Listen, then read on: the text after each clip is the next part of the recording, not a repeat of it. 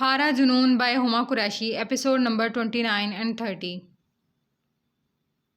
تم میری بہن پر اپنا رعب نہیں جما سکتے احد مصطفیٰ۔ وہ دونوں مدِ مقابل آ گئے تھے۔ کیوں نہیں جما سکتا؟ ہاں، وہ خونخوار نظروں سے گھور رہا تھا، جبکہ سمرا کے پاؤں تو گویا زمین نے جکڑ لیے تھے۔ کیونکہ وہ میری بہن ہے، کوئی خون بہا نہیں۔ وہ شدت سے دھاڑا۔ زنیرہ نے دہل کر سینے پر ہاتھ رکھا۔ دیکھیں، آپ دونوں فریق بیٹھ کر معاملے کو سلجھا لیں۔ مصطفیٰ صاحب، آپ کے بھائی کا خون ہوا ہے، عدالت میں کیس چل رہا ہے، مگر اس طرح شارق صاحب کی بہن کو زبردستی اپنے گھر میں رکھنا درست نہیں ہے۔ اس بار وکیل میدان میں کودا تھا۔ تم سے کس نے کہا کہ وہ لڑکی شارق الوی کی بہن ہے؟ اس پر وہ وکیل پر گھرایا تھا، اور وکیل اپنی جگہ جذبت سا خاموش ہو گیا۔ مصطفیٰ کے سامنے منہ کھولنے کی ہمت تو ویسے ہی نہیں تھی۔ وہ بیوی ہے میری، نکاح میں ہے میرے۔ شارق الوی کی بہن تھیں، مگر اب اس گھر کی بہو، اس گھر کی عزت ہیں، سمجھ آئی؟ اور اگر کسی نے اس گھر کی عزت کو آنکھ اٹھا کر بھی دیکھنے کی ہمت کی تو یہیں زندہ دفن کر دوں گا۔ یاد رکھنا میری بات۔ شارق کے سرخ پڑتے چہرے پر نظریں گاڑتا وہ انتہائی درست لہجے میں دھاڑا تھا۔ شارق نے ایک قہر برساتی نگاہ سمرا پر ڈالی تھی، جو ہنوز سیڑھیوں پر جمی بیٹھی تھی۔ یہ اور اس کی ماں مارتے ہیں نا تمہیں سمرا، ظلم کرتے ہیں تم پر۔ چلو میرے ساتھ، عدالت میں گواہی دینا ہے اس بزدل شخص کے خلاف۔ تمہارا بھائی ابھی زندہ ہے، تمہیں کسی سے ڈرنے کی ضرورت نہیں ہے، وہ مزید چپتے ہوئے لہجے میں بولا تھا۔ وہ بے غیرت بھائی جو اب زیادہ دن زندہ نہیں رہ سکے گا، پھر تمہاری بہن کو احد مصطفیٰ کے عتاب سے کون بچائے گا؟ شارق الوی،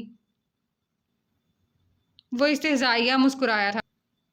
شارق کی سرخ رنگت اس کے لفظوں کی حقارت پر مزید سرخ ہوئی تھی۔ سمرا، چلو میرے ساتھ۔ اس نے قدم بڑھانے چاہے، جبھی مصطفیٰ اسے گریبان سے پکڑ کر عین راستے میں روک گیا۔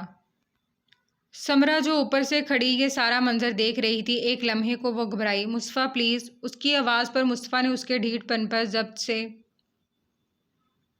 آنکھیں میچی تھیں، جو ابھی تک پتھر کی مورت بنی یہیں جمی کھڑی تھی۔ میں نے شاید کچھ بکواس کی ہے مسز مصطفیٰ، مجھے لگتا ہے آپ قوت سماعت سے محروم ہو چکی ہیں۔ شارق کا گریبان ہنوز اس کی گرفت میں تھا۔ مصطفیٰ ذرا سا رخ پلٹتا سمرا سے سخت لہجے میں بولا تھا، جس کی آنکھوں سے آنسو چھلکنے کو بے تاب تھے۔ بھائی پلیز جائیں یہاں سے۔ وہ معاملہ بگڑتا دیکھ مصطفیٰ کی بات نظر انداز کرتی سیڑھیاں اتر کر نیچے آئی تھی۔ مصطفیٰ نے اس کے عمل پر لب بھینس لیے تھے۔ سمرا، تمہیں ڈرنے کی گھبرانے کی ضرورت نہیں ہے، تم چلو میرے ساتھ اور عدالت میں گواہی دینا کہ یہ شخص اور اس کی ماں ظلم کرتے رہے ہیں تم پر۔ ہاتھ اٹھایا ہے نا تم نے میری بہن پر؟ اس کے ہونٹوں کے قریب لگی معمولی سی چوٹ کو دیکھ وہ اندازاً بولتا غررایا۔ قریب آنے پر چہرے پر کل زنیرہ بیگم کے باعث ملی ہلکی کھروچیں واضح ہوئی تھی۔ پلیز بھائی، بس کر دیں یہ تماشا اور جائیں یہاں سے۔ میں نے یہ شادی اپنی مرضی سے کی تھی، میں بہت خوش ہوں یہاں پر۔ بالآخر مصطفیٰ کے عین برابر میں آتی سمرا آنسوں سے تر چہرہ لیے کپ کپاتے لہجے میں گویا ہوئی تھی، پورا بدن لرزاہٹ کا شکار تھا۔ شارق نے حیرت سے اپنی بہن کو دیکھا تھا۔ سمرا، یہ کیا بکواس کر رہی ہو؟ دیکھو میرا بچہ، تمہیں اس شخص سے ڈرنے یا گھبرانے کی ضرورت نہیں ہے، یہ شخص تمہارا کچھ بھی نہیں بگاڑ سکتا، تم چلو میرے ساتھ۔ اس نے سمرا کو کندھوں سے تھامنا چاہا، جبھی مصطفیٰ ایک لمحے میں سمرا کو اپنی سخت گرفت میں لیتا شارق کو باز کر گیا۔ اس کا چہرہ اہانت اور شرمندگی کے باعث سرخ پڑا تھا۔ سمرا، روم میں جائیں۔ مصطفیٰ نے وکیل کی موجودگی کے باعث ایک بار پھر سختی سے تنبیہ کی تھی، اور اس بار وہ نظر انداز نہیں کر سکی تھی۔ اچھی بات ہے کہ تم اپنی اس بہن کو لینے خود ہی چلے آئے۔ چلو بی بی، نکلو میرے گھر سے۔ اس سے قبل کہ سمرا پلٹتی، زنیرہ کی نفرت میں ڈوبے حقارت زدہ لفظ سماعتوں سے ٹکرائے تھے۔ ماں، مصطفیٰ نے انہیں کسی بھی قسم کے تماشے سے باز رکھنا چاہا تھا۔ کیا ماں؟ باہر نکالو اس لڑکی کو مصطفیٰ۔ مجھ سے اس لڑکی کا وجود اس گھر میں برداشت نہیں ہوتا۔ وہ ناگواری سے گھبرائی تھی۔ دیکھا، یہ ہے تمہاری اصلیت احد مصطفیٰ، تم اس گھر میں میری بہن پر ظلم کرتے ہو اور تمہیں لگتا ہے کہ میں خاموشی سے یہاں سے پلٹ جاؤں گا؟ وہ جو پہلے ہی مصطفیٰ کے عمل پر تپا ہوا تھا، مصطفیٰ پر جھپٹا تھا۔ ایک ساتھ کتنی ہی چیخیں بلند ہوئی تھیں۔ بھائی، یہ کیا کر رہے ہیں آپ؟ اس سے قبل کہ سمرا کچھ کرتی، مصطفیٰ کی جانب سے بھی جوابی وار کیا گیا تھا، اور وہ وار اتنا شدید تھا کہ شارق پورے وجود سے لڑکھڑایا تھا۔ ہونٹ پھٹ کر خون رسنے لگا تھا۔ دیکھ رہی ہو یہ تمہارے بھائی پر کیسے ہاتھ اٹھا رہا ہے؟ اب بھی یہاں رہنا چاہتی ہو؟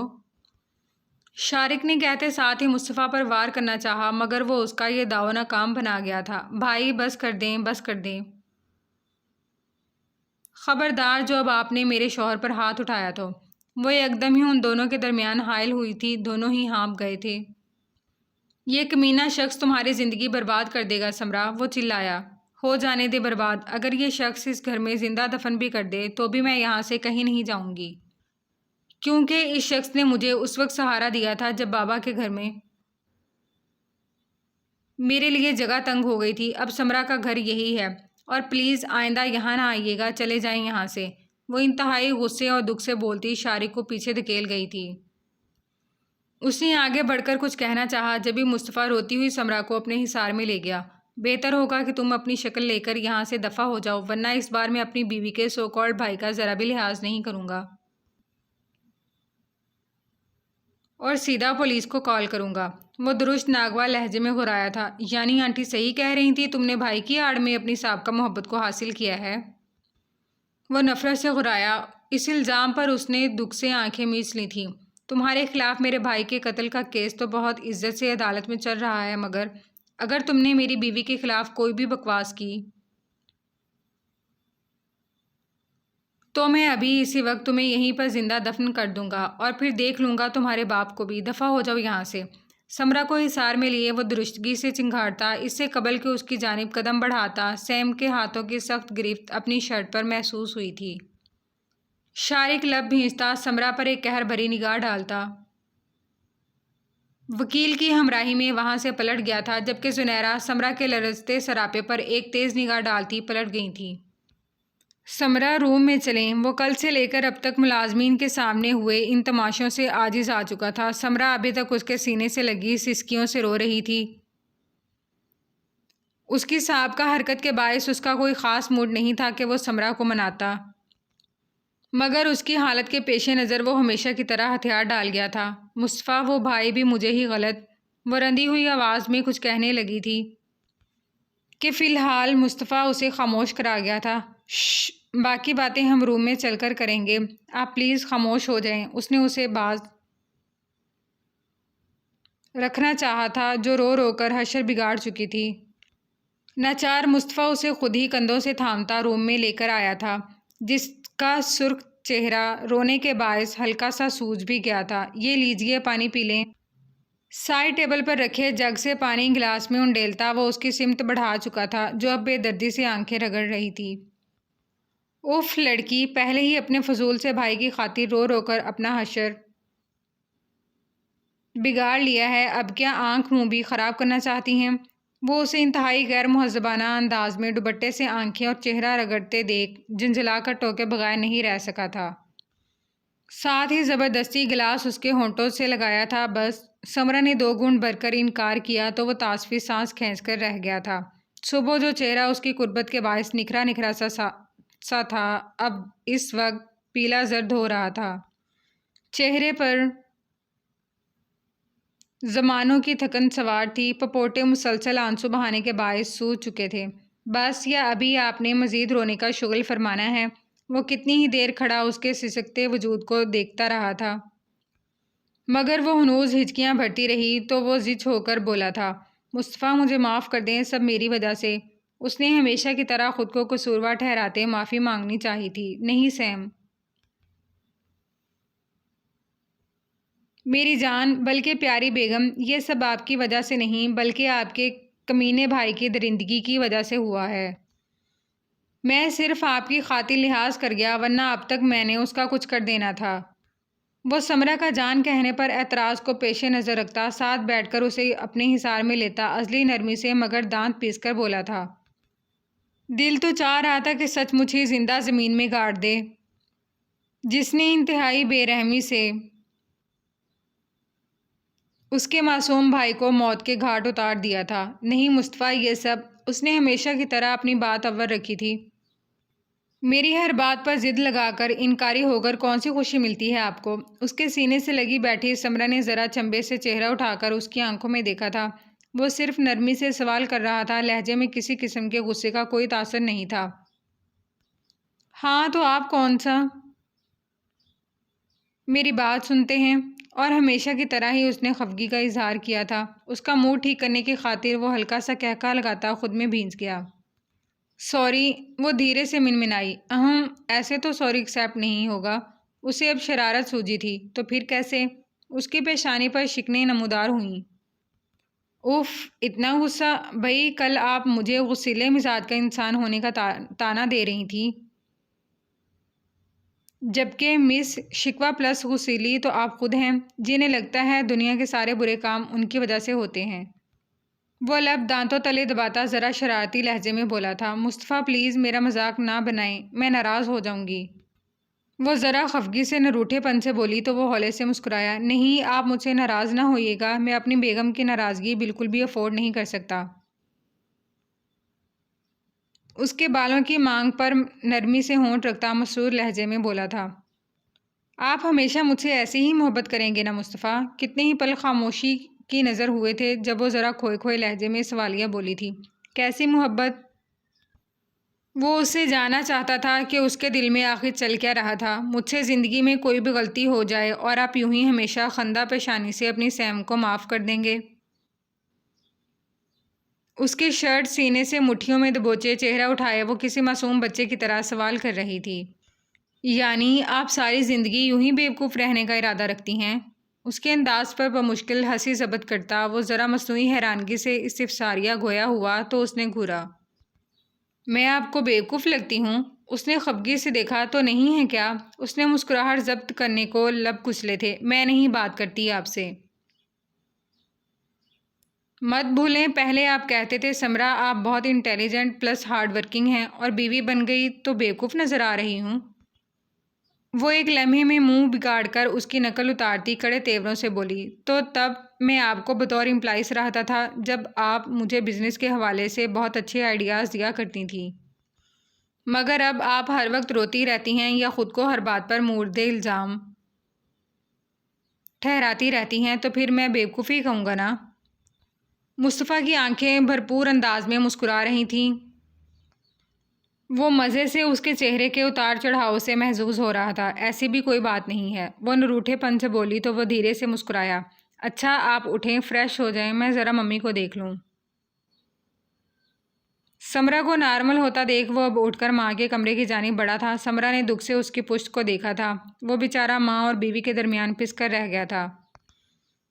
احان آئزل کو لینے پارلر کے باہر کھڑا کب سے اس کا انتظار کر رہا تھا، جبھی اس کا موبائل تھر تھرایا تھا۔ اس نے تیزی سے جیب سے موبائل نکال کر کان سے لگایا تھا۔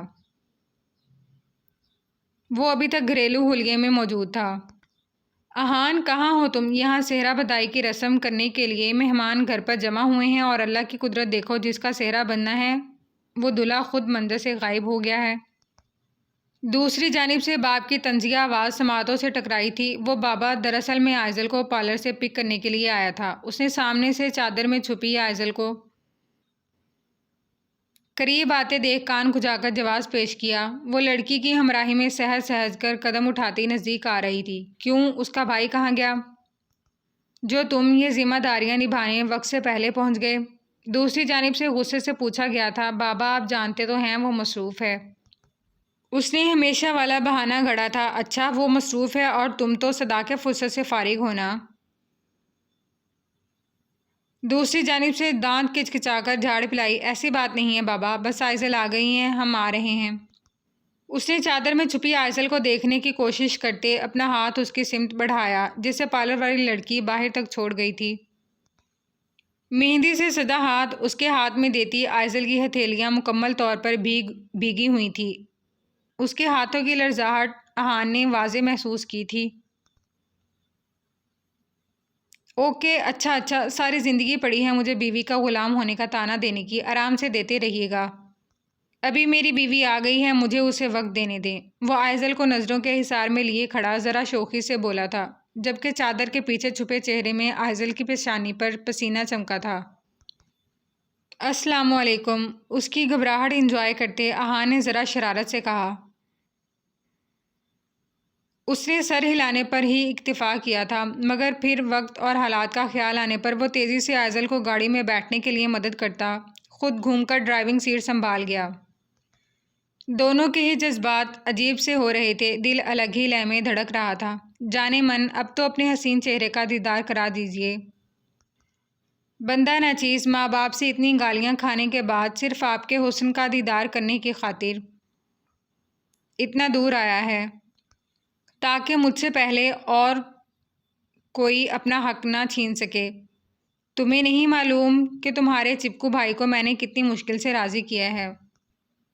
احان گاڑی سٹارٹ کرتا اس کی حرکت پر ذرا بدمزہ ہوا تھا۔ جی نہیں، بارات لے کر آؤ گے اب جبھی دیکھنا۔ اس نے سرے سے ہی رخ پھیر لیا۔ نو نیور، بالکل بھی نہیں بھائی، پھر تو تمہیں سب دیکھ چکے ہوں گے۔ احان نے فوری انکار کیا۔ تو کیا ہوا؟ اس نے لاپرواہی سے کندھے اچکائے۔ جبھی احان آئی برو اٹھاتا گاڑی سائیڈ میں لگا گیا۔ آئزل نے حیرت سے اس کی جانب دیکھا۔ اب بتائیں محترمہ، کیا کہہ رہی ہیں آپ؟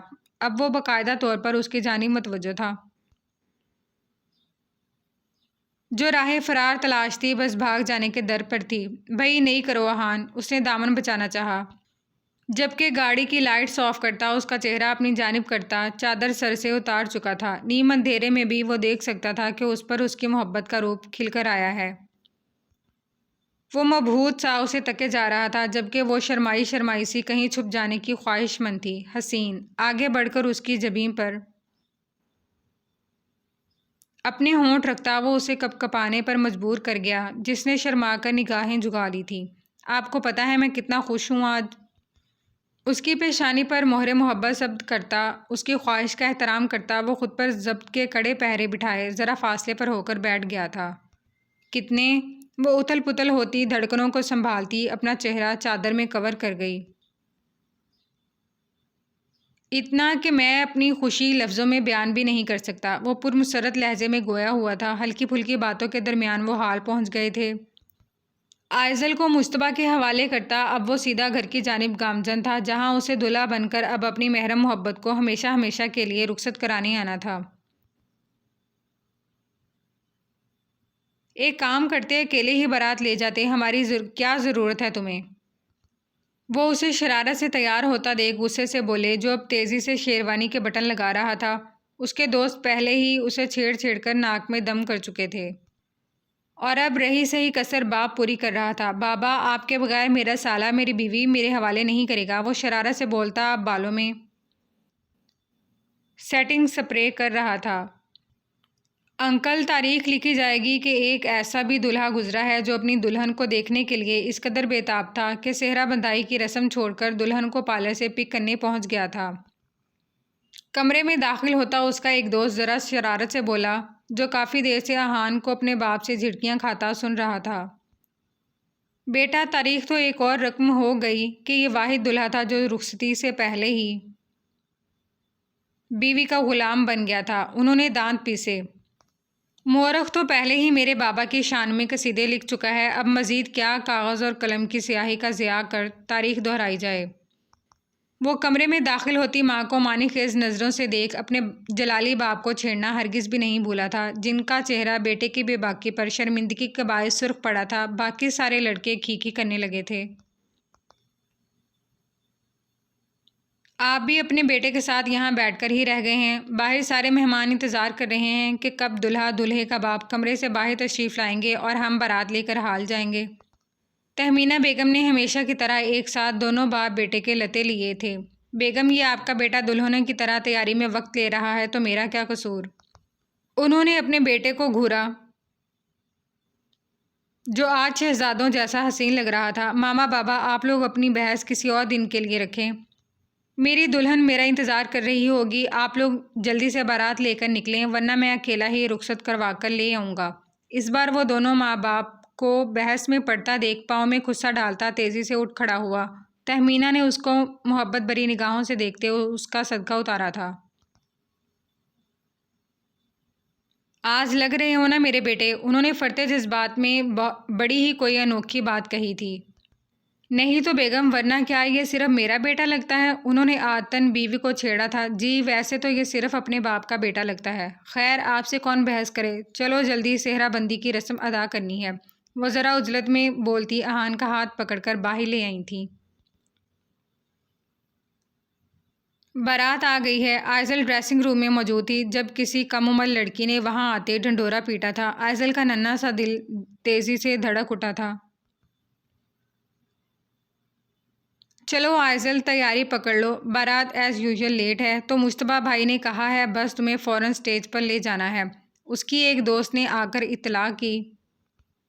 وہ جو بلڈ ریڈ رنگ کے شرارے میں ملبوس بھلا کی حسین لگ رہی تھی، اب دل مزید دھک دھک کرنے لگا تھا۔ ویسے تو وہ پہلے ہی احان سے مل چکی تھی، مگر رخصت ہونے کا سوچ کر ہی دل عجیب لے میں دھڑکا جا رہا تھا۔ جبھی سامنے سے مجتبیٰ ڈریسنگ روم میں انٹر ہوا تھا۔ تمہارا شوہر آج بھی اپنی بغیرتی سے باز نہیں آیا ہے۔ جب سے آیا ہے آفیشل سالہ کہہ کر دماغ خراب کر رہا ہے اور لگ بھی برا بندر رہا ہے۔ بلڈ ریڈ شرارے میں ملبوس آئزل بھائی کی جھنجھلاہٹ پر دھیرے سے مسکرائی، جبکہ اس نے آگے بڑھ کر پیشانی پر ہونٹ رکھے تھے، آنکھیں نم ہوئی تھیں۔ اللہ تمہیں ہمیشہ خوش رکھے۔ کتنی ہی دیر سینے سے لگائے کھڑا تھا۔ اس وقت ڈریسنگ روم میں صرف وہ دونوں بہن بھائی ہی تھے۔ جبھی شور اٹھا تھا اور ایک ساتھ لڑکیوں کا ٹولہ انٹر ہوا تھا۔ چلو لڑکیوں، دلہن کو باہر لے آؤ۔ آئزل اپنا شرارہ سنبھالتی اٹھ کر لڑکیوں کی ہمراہی میں باہر کی جانب بڑھی تھی، اور اسے احان کے برابر میں سٹیج پر بٹھا دیا گیا تھا، جس نے خود اٹھ کر اس کے لیے ہاتھ بڑھا مجتبیٰ سے ہاتھ تھام کر اپنی گرفت میں قید کرتے اس کے لیے جگہ بنائی تھی۔ فنکشن کافی دیر تک چلا تھا اور پھر وہ رخصتی کے وقت اپنے ماں باپ کو یاد کر آئزل مجتبیٰ کے سینے سے لگتی سسک سسک کر رو پڑی تھی۔ وہ تمام رسم و رواج سے فارغ ہونے کے بعد کافی دیر سے احان کی خوابگاہ میں موجود اس کی منتظر تھی، جو نہ جانے کہاں رہ گیا تھا۔ وہ ابھی اپنی سوچوں میں گم تھی جب کھٹکے کی آواز کے ساتھ ہی وہ کمرے میں داخل ہوا تھا۔ آئزل نے ذرا کی ذرا نظر اٹھا کر اس کی جانب دیکھتے فوراً سے نگاہیں جھکا لی تھیں۔ وہ سفید رنگ شیروانی زیبتن کیے حد سے زیادہ پیارا لگ رہا تھا۔ تھک تو نہیں گئیں؟ شیروانی اتار کر ریلیکس انداز میں اس کے ساتھ ہی بیڈ پر بیٹھتا وہ متوازن لہجے میں سوالیہ بولا تھا۔ نہیں، اس نے دھیرے سے نفی میں سر ہلایا، جبکہ چہرے پر احان کی نظروں کی تپش واضح محسوس ہو رہی تھی۔ وہ بہت گہری نگاہوں سے اس کے نقوش کا جائزہ لیتا ملکوتی حسن میں کھویا تھا۔ گاڑی کی ڈم لائٹ میں اور پھر سٹیج پر وہ بھلے ہی اس چہرے کا دیدار کر چکا تھا، مگر اس وقت اسے قریب سے دیکھنا ایک الگ ہی فرط بخش احساس بخش رہا تھا۔ بہت خوبصورت لگ رہی ہو جانم۔ اس نے ذرا سا نزدیک ہو کر اپنے دہکتے لب اس کی نازک سی جبین پر رکھے تھے۔ آئزل کی پلکیں لرز اٹھی تھی، دل تیزی سے دھڑک اٹھا تھا۔ وہ اب آہستہ آہستہ اس کے دوپٹے سے پنیں نکالتا دوپٹے کے بوجھ سے آزاد کر گیا تھا۔ آئزل نے ذرا سی نگاہ اٹھا کر اس کی جانب دیکھتے نگاہیں جھکا لی تھیں۔ تمہیں پتہ ہے آئزل، تم مجھے اس وقت کتنی پیاری لگ رہی ہو۔ احان بیڈ سے اٹھ کر الماری سے 2 جیولری کیس نکالتا استفساریہ بولا، جبکہ وہ اپنی حالت پر ذرا شرمائی سی تھی۔ چونک کر سیدھی ہوئی تھی۔ اپنے پاؤں سامنے لاؤ۔ آئزل اس کے ہاتھ میں پائل دیکھتی پاؤں سامنے کر گئی تو احان نے بہت محبت سے اس کے پاؤں میں پائل پہنائی تھی۔ احان کا لمس اپنے پاؤں پر محسوس کر وہ سمٹ گئی تھی۔ بہت پیاری لگ رہی ہو۔ اتنی پیاری کہ میں لفظوں میں بیان نہیں کر سکتا۔ اس کے بال ہٹا کر نیکلس گلے میں پہناتا وہ محبت سے بولتا اسے اپنے حصار میں لے گیا تھا۔ میرا بننے کے لیے شکریہ۔ اس کے گلابی رخسار اپنے لمس سے مہکاتا محبت سے بولا تھا، جبکہ وہ آئینے میں نظر آتا عکس دیکھ ہلکے سے مسکرائی تھی۔ میری تعریف ہی کر دو۔ احان نے اسے خاموش دیکھ بولنے کو اکسایا۔ اچھے لگ رہے ہو۔ اس نے گردن ترچھی کر مسکرا کر کہا تھا۔ تعریف کے ساتھ ہنسی کیوں؟ اس نے ذرا ناسمجھی سے پوچھا۔ بارات آنے سے قبل مجتبیٰ نے ڈریسنگ روم میں آ کر خاص الخاص تمہاری تعریف کی تھی۔ وہ لب دبا گئی۔ احان نے ناسمجھی سے دیکھا۔ ضرور کچھ بکواس کی ہوگی۔ زوجہ، آپ کی ہنسی بتا رہی ہے کہ آپ کا بھائی ایک نمبر کا سالہ کہیں کا۔ وہ دانت پیس کر بڑبڑایا تھا۔ آئزل نے آنکھیں